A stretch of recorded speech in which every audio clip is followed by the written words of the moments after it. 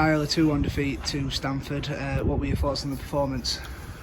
I thought we did everything that we asked of the boys really well. Actually, it's we obviously know it's going to be tough coming somewhere like this to get anything.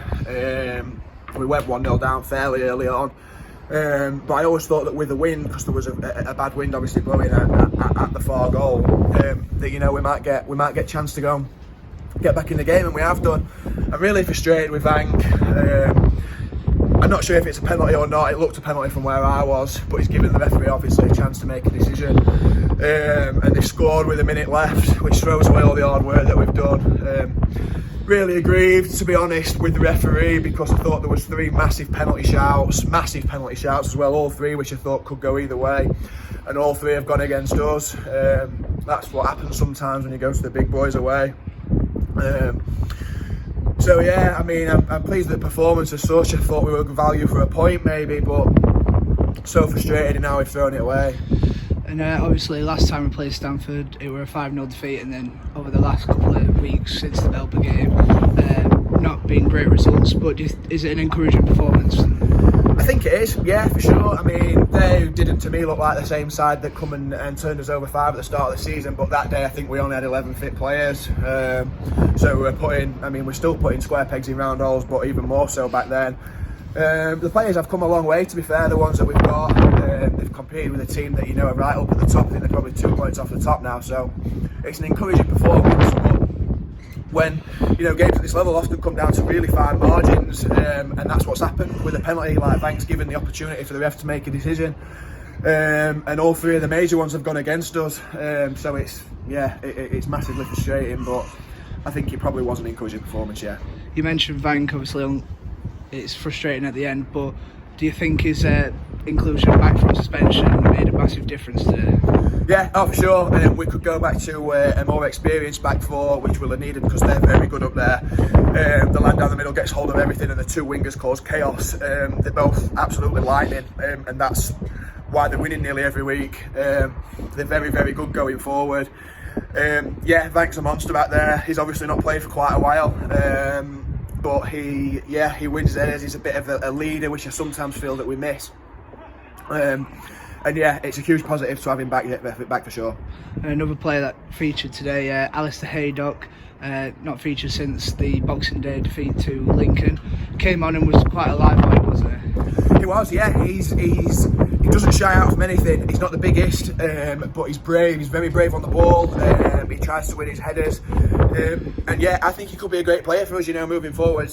He's obviously very tied up with his last year at uni, which we completely understand. But when he's available, I like to have him in and around the team, especially with what's been happening off the field. Obviously, there are opportunities knocking around for the young boys. He's come on and he's made a difference today. I wouldn't go as far as saying he's really changed the game, but he's come on and he's made a positive impact. We scored not long after we brought him on, and I thought, maybe near the end we could have potentially gone on to win it if we'd have got another chance. But as I say, it's always a massive ask coming to places like this. But it is just frustrating how we probably had a point and threw it late on. But encouraging from Ali for sure, yeah. And with good performances, you obviously don't want them as a one-off. How do we take that into next week against Sheffield? Sheffield, we owe them one big time for what happened at our place not long back. We will be looking forward to it, local. And it's all about building on performance. I actually thought we played quite well second half Sutton Coldfield last week without really creating anything, but that's where we're at. We don't have the resources to be going and bringing in 20-30 goal strikers or wingers as such to the club. So the boys that we've got are doing are doing us all proud. Nobody could knock the effort one bit. We've come here today and competed for huge spells of the game. Road us look a little bit. I thought Dave Ray was absolutely outstanding. He made some massive saves. But you do have to ride your luck. Obviously, when you come and play these sorts of clubs, especially here, he made some massive saves at massive times. He was brilliant today. Yeah, how much will that boost his confidence? Oh yeah, well, I mean, I think you find with a lot of players at this level, a huge confidence players. Dave's no exception to that. He's actually been really good, I think, recently. But today he was brilliant. He made some massive saves at massive times to keep us in the game. I mean, our game plan was to try and stay as tight, to keep it as tight as possible for as long as possible, and maybe pinch something in the last 15-20 minutes, which we've done, but then come undone again. So we're moving forwards for sure on the pitch. I think we're moving in the right direction. Results will come, possibly not. We're not ready really. We're definitely not ready really to be competing with your Stamfords and your Leagues points wise. But they've shown today that they can compete with them for 90 minutes, so can't really be asking much more of them really. And you said moving on the field, also off it. It was announced yesterday night that we did reach over the 30 grand mark, and you mentioned many times the light at the end of the tunnel. Just how proud are you for the fans, the lads, and yourself being dealt a difficult situation over this last month?